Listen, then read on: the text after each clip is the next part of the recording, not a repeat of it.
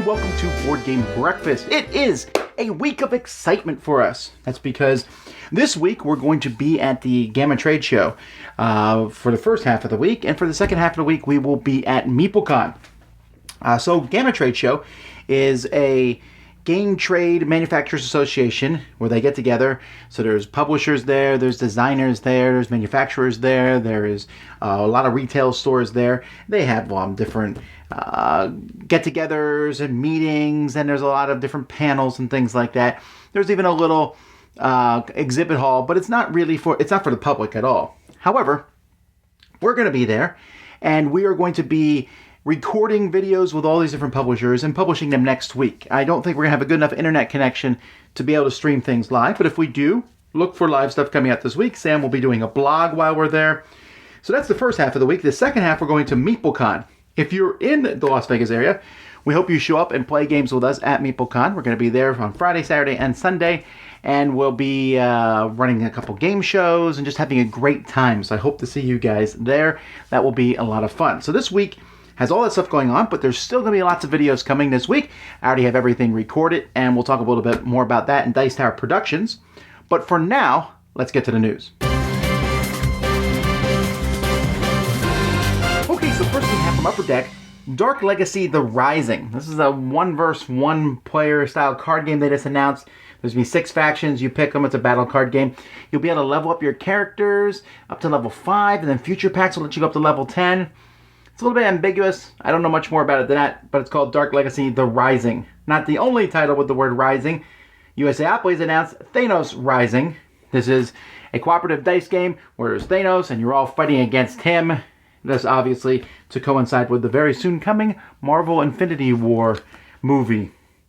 Canvas Temple Publishing is a brand new company. Basically, their tagline is drama-free environment for old codgers to publish wargame projects because they want to.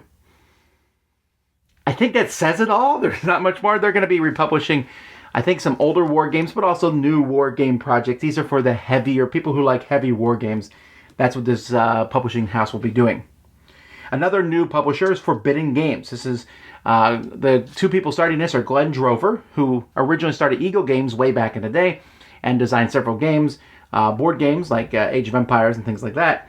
And then Jason Kopalka, who is the PopCap, which you may have played a few of their games over the years.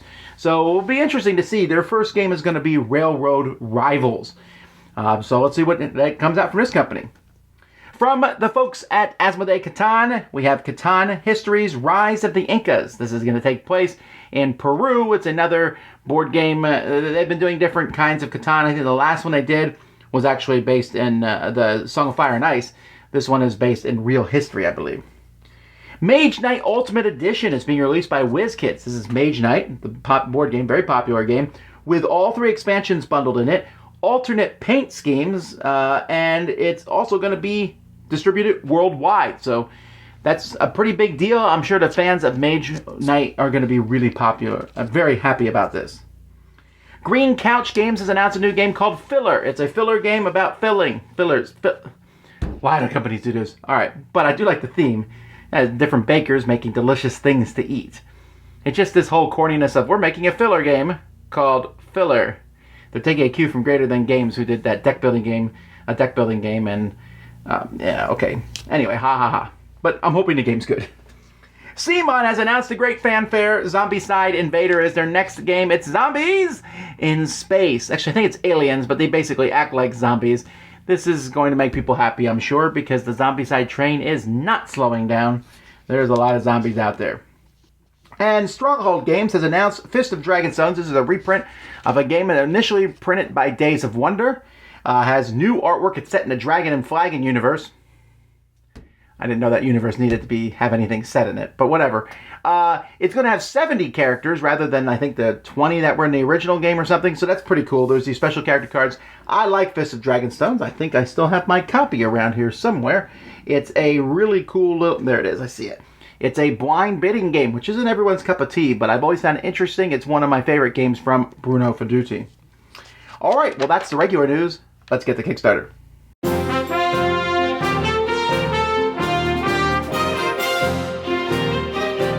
Happy breakfast, everybody. As we we slide into Gamma, Kickstarter shows no signs of slowing down for the retailing trade show. So let's take a look at what we've got going on this week. Robin Hood and the Merry Men is a semi-cooperative game featuring worker placement, set collection, and resource management. Players take on the roles of Robin Hood and his band of merry outlaws to protect Nottingham from Prince John and the Sheriff. Last 5 rounds and the game is won, but only the player with the most points is the ultimate champion. In Robin Hood, you'll be venturing out to gather resources and weapons, building traps to catch guards, and barricades to slow down taxing carriages. You use cards to assign the merry men and use those cards' actions. And when it's time to attack Prince John's soldiers, you have to be wary of pushing your luck too far or you'll hit the dungeons. And if you have extra time, you can always complete tasks set by King Richard. Robin Hood and the Merry Men features really vibrant art and takes a pledge of $54 plus shipping for the base game. The punny titled Dead and Breakfast is a light and quick tile laying game about building a haunted hotel. Players take turns drafting tiles to add to their hotel. Connecting certain features will reap points, and as you complete rows in your 5x5 grid, you'll be able to invite guests, which, although they may cover up a tile that's worth points, if you match scares to guests, you'll score extra bonus points. Dead and Breakfast features really great stylish art, and you can get a copy for just £17 plus shipping. Australia is a new game designed by Martin Wallace set in an alternate reality 1930s. Escaping from a devastated Europe, you are now trying to settle in a newly discovered Australia. Build up your port, construct railways, gather food, and prepare for the awakening. Because, yep, this is a Cthulhu-themed game. With time being a valuable resource, you'll have to manage your actions wisely, because when the old ones wake up and start wreaking havoc, you'll have to be ready to fight off those horrors. Sometimes players will have to work together to defeat the enemy, but only the player with the most points wins, and in Australia, the old ones can win too. Australia plays 1 to 4 players, and you can get a copy for 69 New Zealand dollars, which is about $50 US plus shipping. Dice Settlers is a dice-based 4X style civilization game coming from NSKN Games. All of those X's are here, but dice drive the gameplay by providing actions like exploring to expand the territory, settling with tents for area control, collecting resources, and raiding to take over opponents' tents, and a few more. There are also technology cards that you can work on that will provide abilities and points. Dice Settlers includes 51 custom-printed dice, and there's a basic version for $50 plus shipping.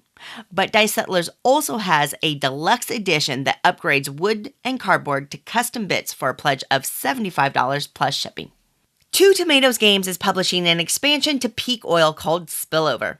Peak Oil is a game about making money off of the energy crisis, finding alternative energy revenue, managing PR, and doing whatever it takes to come out on top.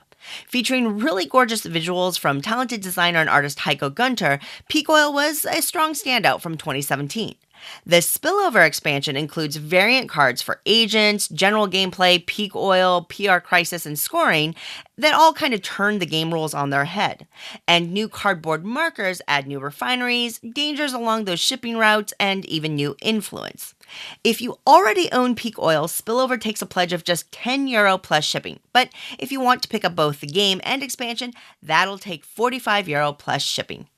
And Sorcerer City is the latest offering from Druid City Games. Combining Carcassonne, Dominion, and Galaxy Trucker, Sorcerer City has players building up their magical city to generate prestige, magic, and other resources.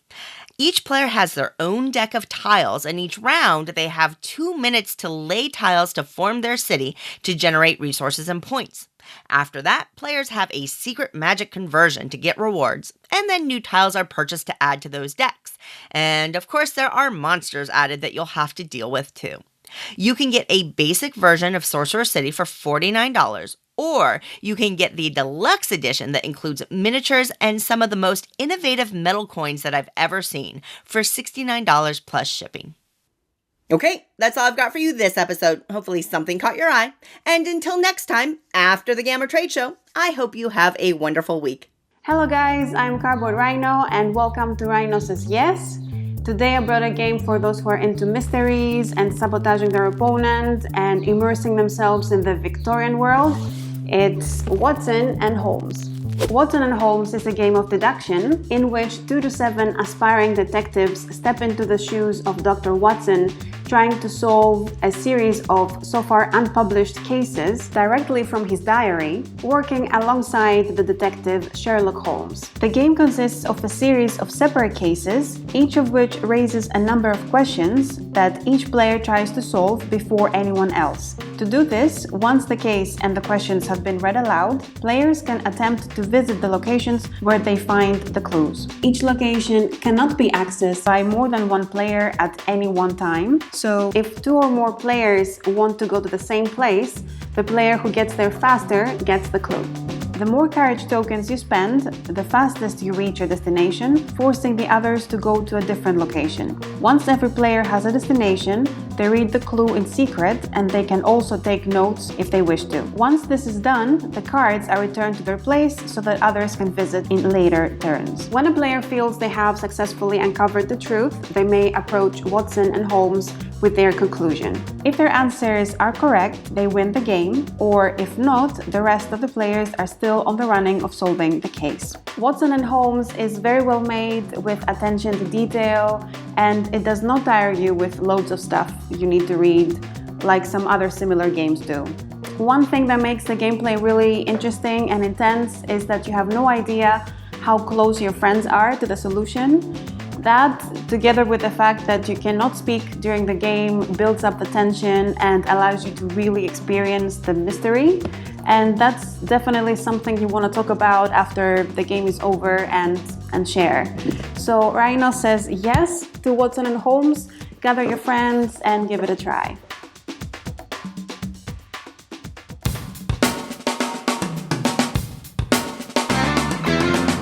What's coming from the Dice Tower this week? Well, we're going to be taking a look at several different games. I'm going to be doing several reviews on games. Take a look at 2 more designers, Best of Designers series. But one of the things that we're going to be doing, that's a new series, and I'm starting this week. I actually thought I was going to start and finish it this week, and it got longer than I thought. And that's a history of the Dice Tower. I thought I would just sit and talk about my history and how I got to where we are now, and going through different aspects of the Dice Tower. I guess it's a little self-indulgent. I don't mean it to be that way. I just like to look back and see where we've come from and how the Dice Tower, and I found this stuff very interesting, and I meant it to be a 4-part series, but as of now, I've recorded the 4 parts, and there's still quite a bit to go. So maybe in future weeks, I'll be finishing this up as time goes by. So that's coming from the Dice Tower. Also, of course, Dice Tower show. Eric and I post one every Tuesday. So check it out. This time we talk about cute games. So that's coming out this week. And, of course, we have lots of podcasts on the Dice Tower Network. You're driving 2 hours and you don't know what to do. You can listen to our podcast. And, as always, I will plug Dice Tower Audio, which is the audio version of many of the different shows that we do, including this one and other shows, our top 10s and things. You can listen to those. All right. Well, here we go. Hi, Mike Licio from Solomode Games. At the risk of seeming too enthusiastic about jumping on this topic, this week I'm going to talk about how Tom is wrong. In one of Tom's videos, he mentioned how a particular naming convention bothered him. The specific case was a unique shared world among multiple games, and how the naming conventions could be confusing to potential buyers. And I gotta say, on this case, Tom, I think you're wrong. I actually really like this. One example that's one of my favorites is in the Valeria world. You have 3 distinct games: Valeria Card Kingdoms, Villages of Valeria, and Quests of Valeria. And they're 3 distinct games. The mechanics of each game have nothing to do with each other, but they share the same world. They have the same art. They have the same font. And I just really like that. There's something about that appeals to me. Another one of my favorite series of games is the North Sea games. You have Shipwrights of the North Sea, Raiders of the North Sea, and now some expansions, and you have Explorers of the North Sea. This is another situation where you have 3 distinct games that are set in one world. I don't find that confusing. I actually find it endearing. I really like that. So Tom, on most things I'm with you, but on this one, I gotta say, I think you're wrong. But I'd love to know what the Board Game Breakfast viewers think. Let me know. Am I right? Is Tom right? Are neither of us right? Let me know in the comments below. I'd love to hear it. Thank you so much for your time, and have a great day. Hey there everyone, it's Jen, the board game librarian, flipping some pages and pushing some cubes with my segment From the Page to the Table. With the recent DVD release of Murder on the Orient Express, it of course got me thinking about the book of the same title written by Agatha Christie. In this book, there are a number of candidates who have possibly committed a murder on the Orient Express. One of the things I love most about this book is the very small location and how Poirot has to work super hard to figure out the candidates. One of the things I don't like about this book is how there's so many red herrings and how he pieces things together just, to my non-Poirot eyes and mind, don't seem to make sense. But to each their own, and this is one of the most popular Poirot books. So what would I possibly pair with this? There's a lot of train games. Not in my knowledge, there's not a lot of train games with murder on them. But comment below if you do know of any. So because of the passengers, I picked Ticket to Ride Markland or Ticket to Ride Germany. Published by Days of Wonder and done, of course, by Alan R. Moon.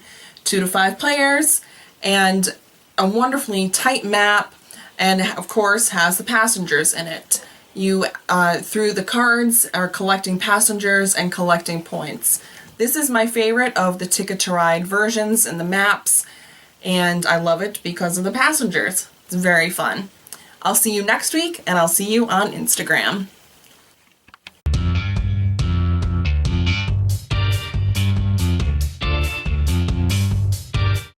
Howdy folks, welcome to By the Numbers. My name is Hunter Thomason from the Family Showdown. Each week on By the Numbers, we take a look at a board game numeric related topic. But this week is our look back week. We're going to look back at the comments from the previous 4 weeks. So the first comment is from Charles Halderstad.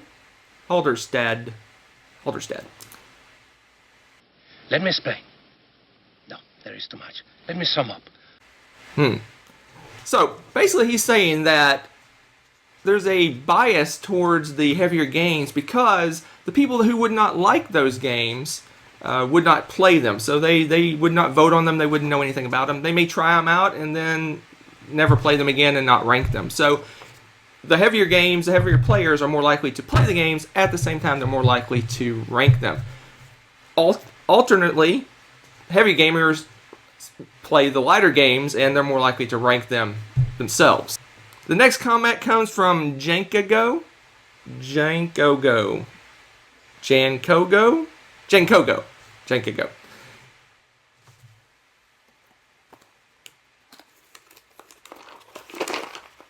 I agree.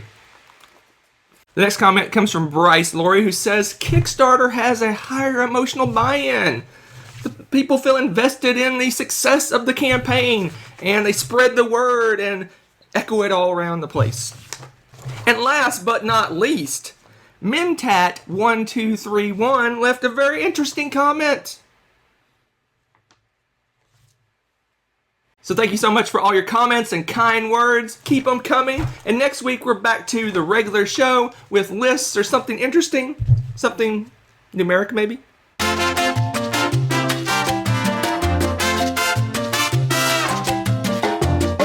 Things to show you today here. The first is called the Surreal Dice Tower. It's inspired by, I'm not going to try to pronounce that name, from heightstudios.com. So you can see it has, like you can see into the dice tower. There's like a little stairs here. It's kind of, a normal style dice tower. And in fact, we should probably throw some dice down it to make sure it works well. So here we go. Alright, so the dice come down. It's actually quieter than I might think. It has, that side's pretty grotesque looking. Surreal, in this case, which means scary as all get out. But just want to show you guys this. It's a little, I feel like it, I don't know how fragile it is. It feels like if I dropped it, it might break.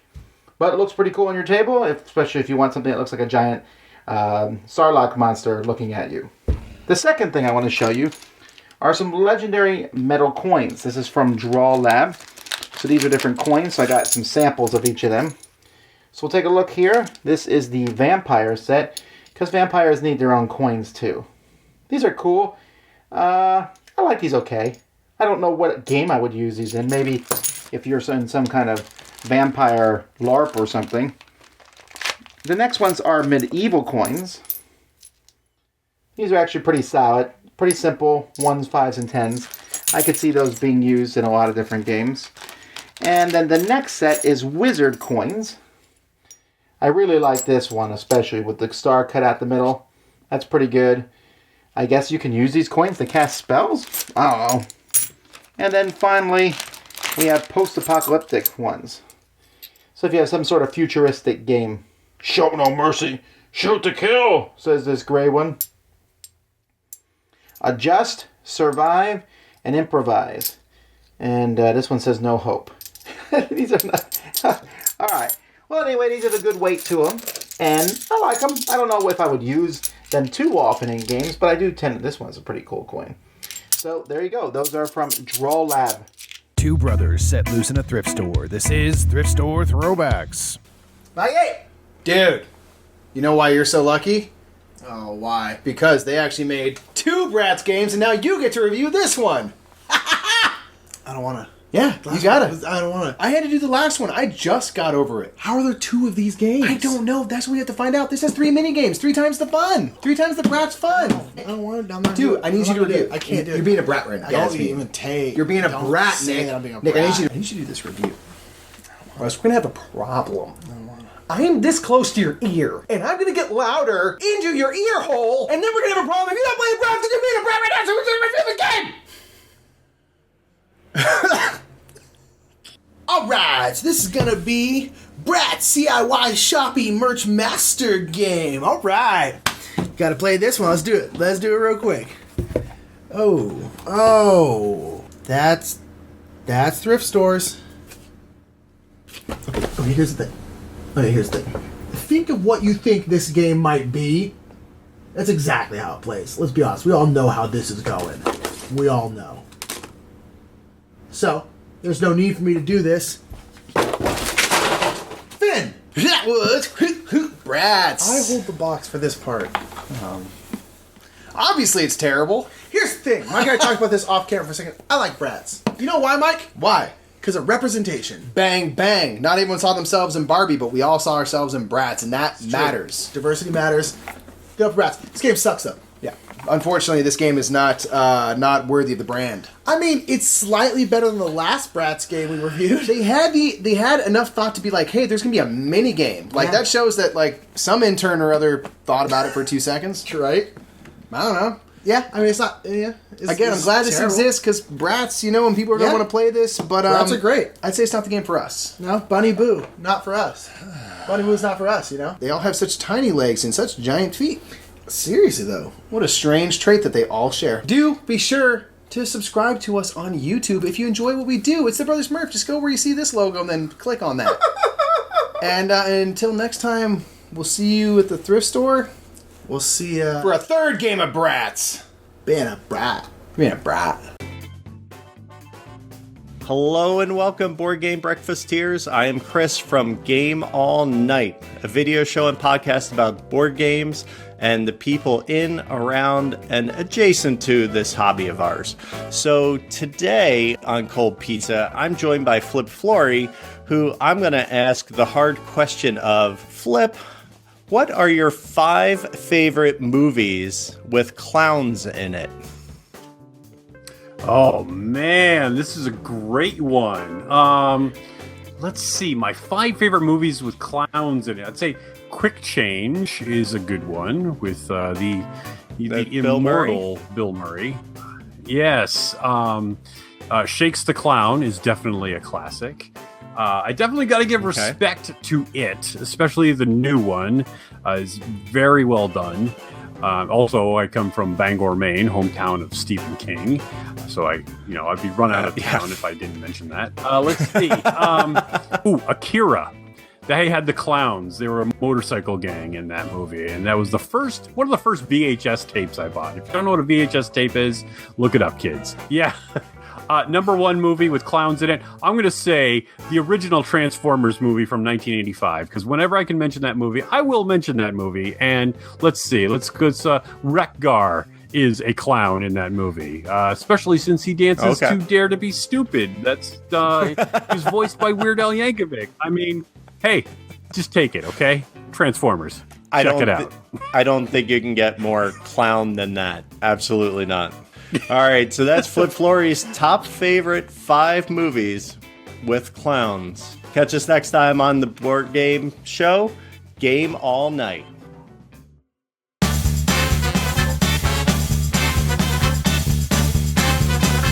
Hey folks, a week or so ago, FunAgain.com, FunAgain Games announced that they were closing down their online game store in a few months throughout the year, and also that they were stopping their distribution of Kickstarter games and things that they were doing. And that was kind of sad news for me to hear. They're still going to have they have a couple local game stores, one in Eugene and one in Ashland, Oregon. I've not been there, but I've heard really good things about both of them. So if you're in the area, I definitely recommend you check them out. But I want to talk a little bit about FunAgain because I owe them a great debt of gratitude. From 2007 to 2013, we worked with them, and the only reason we stopped working with FunAgain and moved to Cool Stuff was because Cool Stuff was in the location once I moved to Florida, it made sense to work with Cool Stuff, and for a lot of logistical reasons. But back in 2007, and this will come out more if you watch the Dice Tower history this week, I was posting the Dice Tower stuff on a website, Board Game News, and it was, at the time, I thought it was going to be shuttered down.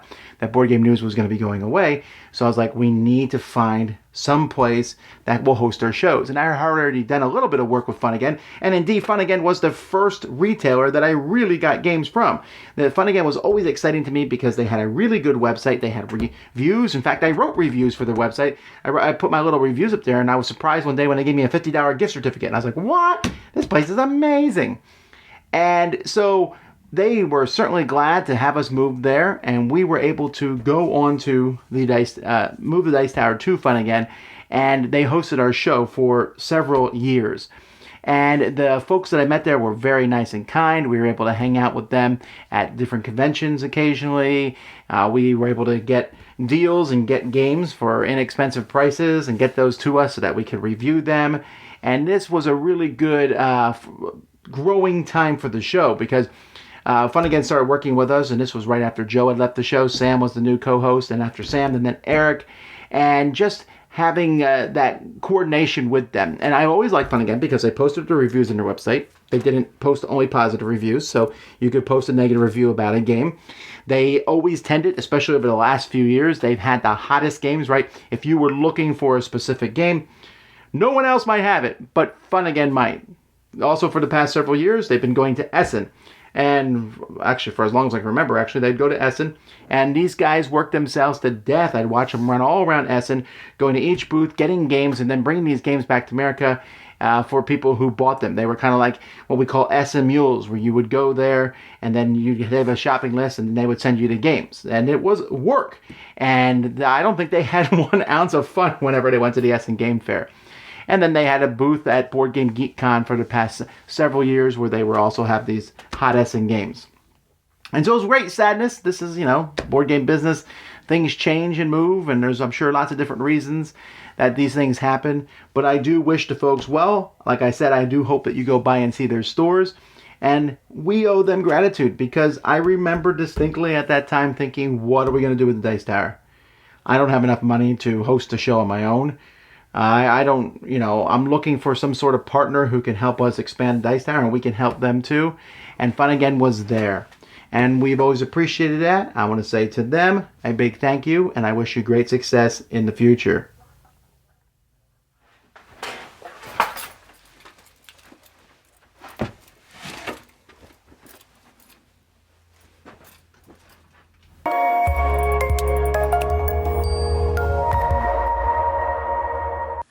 everyone, my name is Annette, and you may know me as Netters Plays. And today on Applied Mechanics, I'm going to go over the Institute for Magical Arts. So this game has dice and cards and a lot of randomness. However, the simultaneous selection portion in the game is what makes this game unique.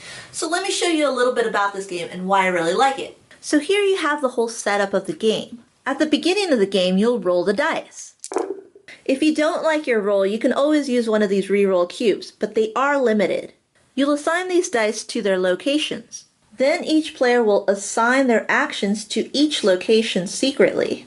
Players will simultaneously reveal their cards and then place or take stones from those locations. In order to gain this card, you have to have at least 3 of your stones on this card, along with 1 more than your opponent.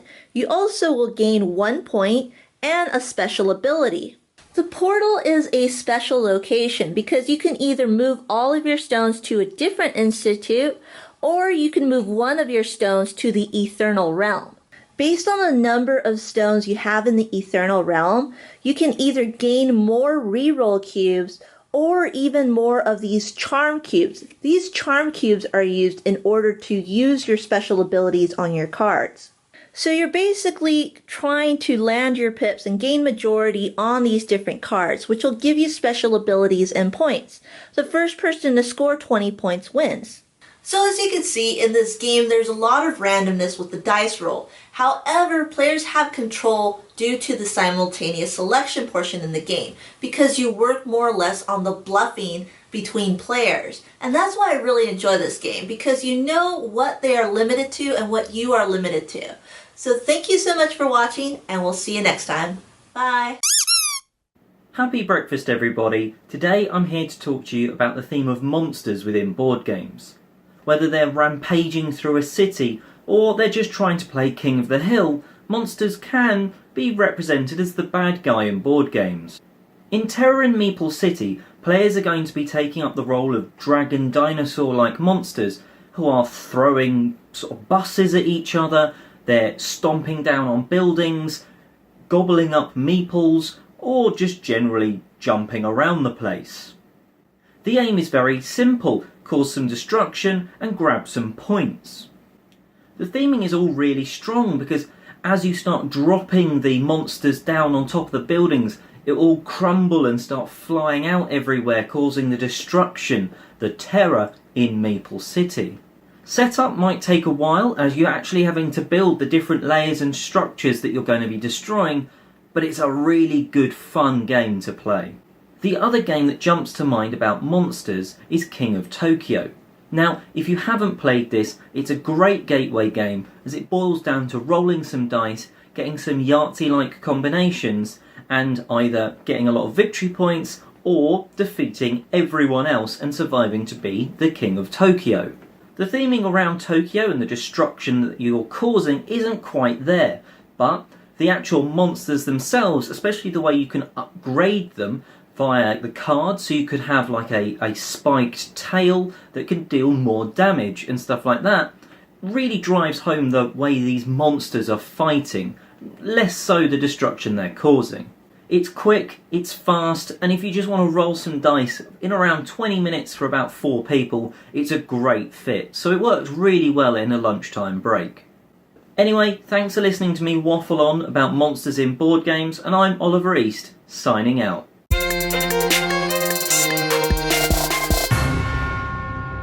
Hi everyone. Electrical clocks are connected to the power grid, and the electrical current in our power changes directions each second, 50 times to be exact. Your clock is counting those changes in direction and knows after 50 times 1 second has passed.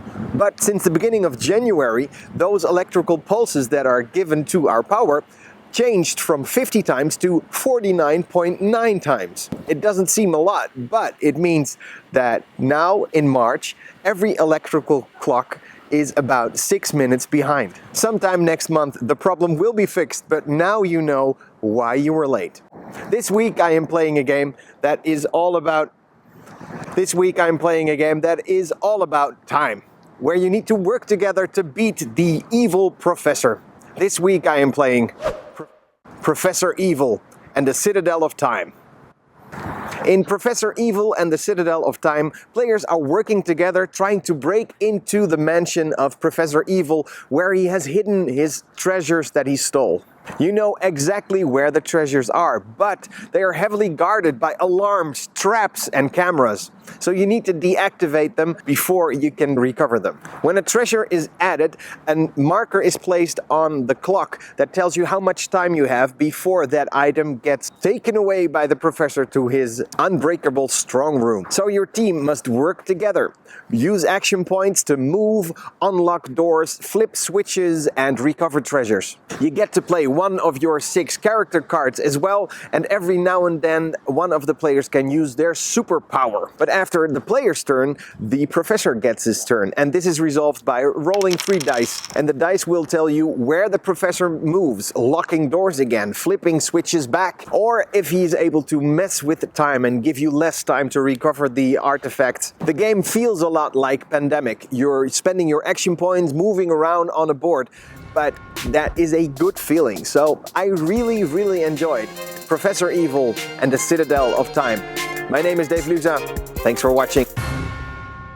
Welcome to Tantrum House HQ. I'm Kevin Delp. And I'm Melissa Delp. And today on the Throwdown, I have Castell in the red corner. And I've got Coliseum in the blue corner. In Coliseum, players are putting on the best performances in Rome to be granted the title of Grand Impresario. Throughout the game, players improve their arena, find the best performers, lure noblemen, and manage resources in order to win the game. The new version looks like this and is published by Tasty Minstrel Games.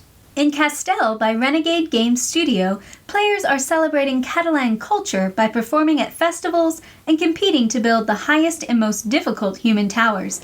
Throughout the game, players will visit Catalan regions, expand their team of Castellers, learn tower building skills, and show off their tower building prowess at local performances and festival competitions.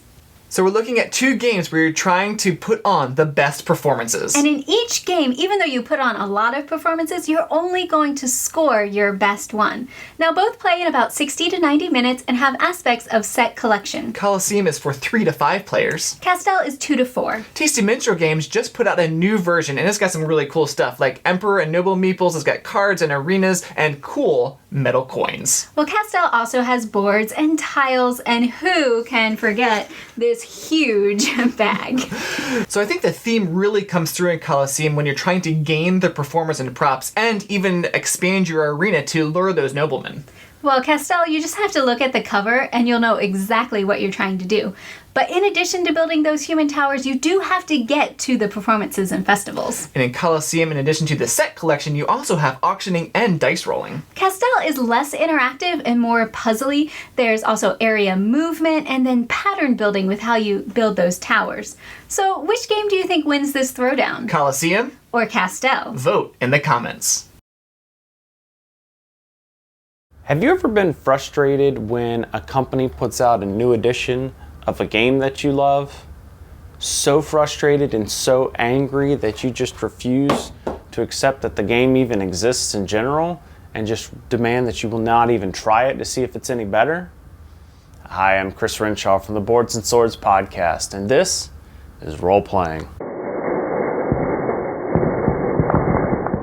Paizo announced this week that they will be officially retiring the first edition of the Pathfinder role-playing game, and that they will be putting out a new second edition of the game. This has gotten a lot of controversy in the role-playing game world. I'll remind you of a previous video I did where I talked about how Pathfinder itself is actually a spin-off of D&D 3.5. At this point, Pathfinder originally came out in 2009, so by the time the second edition comes out, it's over 10 years worth of books and supplements and adventures. There's a lot of stuff, so why the second edition?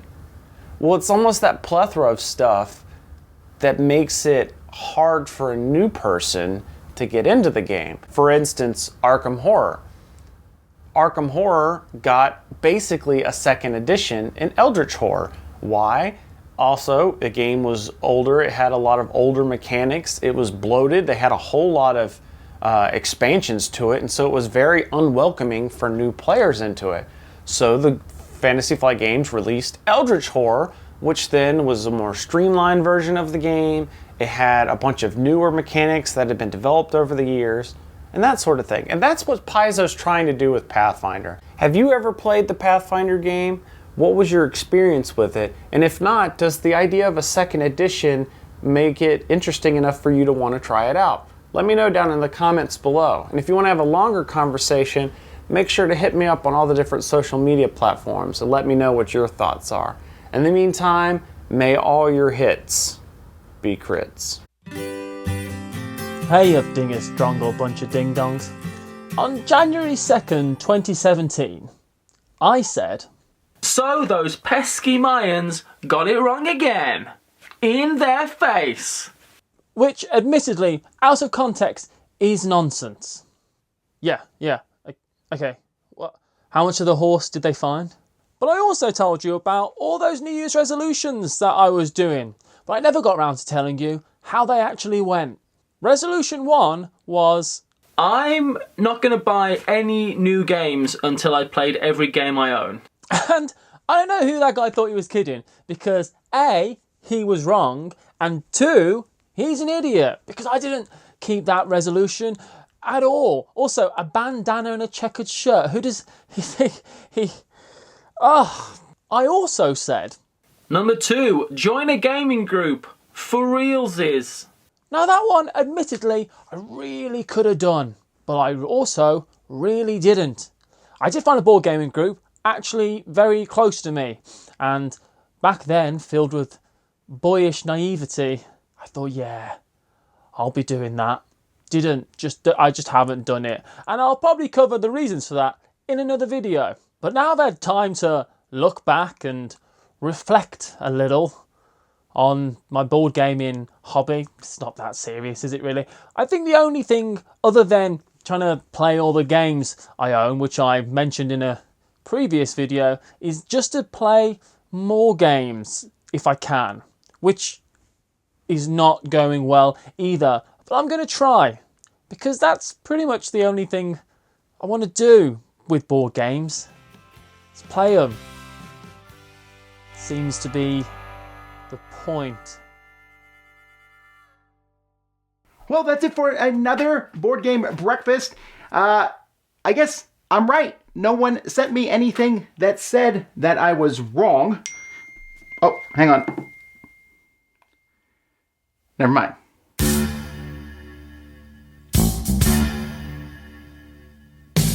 Hi, my name is Josh Gonsalvo, and I've got to say that Tom is wrong about the game Concept. Now, I know Tom thinks highly of the game, but he's always referred to it as more of an activity than an actual game, and I could not disagree more. Now, Concept is one of my favorite games of all time, and we've always used it as a great couple versus couple game, or even big team versus big team game. Now, when we play, you say you have to get to a certain amount of points before the other team to win the game. And on your turn, you only get a certain amount of time to get your teammate or teammates to guess the word or phrase before the other team gets a chance to steal those points. Now, when we do this, it always ramps up the intensity and the competition between those two teams. Now, of course, people still love Concept because of the creative outlet it gives when you're trying to think of new and creative ways to get your teammate to guess those words or phrases. But when we've played it as a competitive game, it's always gone over extremely well with both new gamers and experienced gamers. Now, so that's why I think that Tom is wrong about Concept simply being an activity. I think it is a great game. Okay,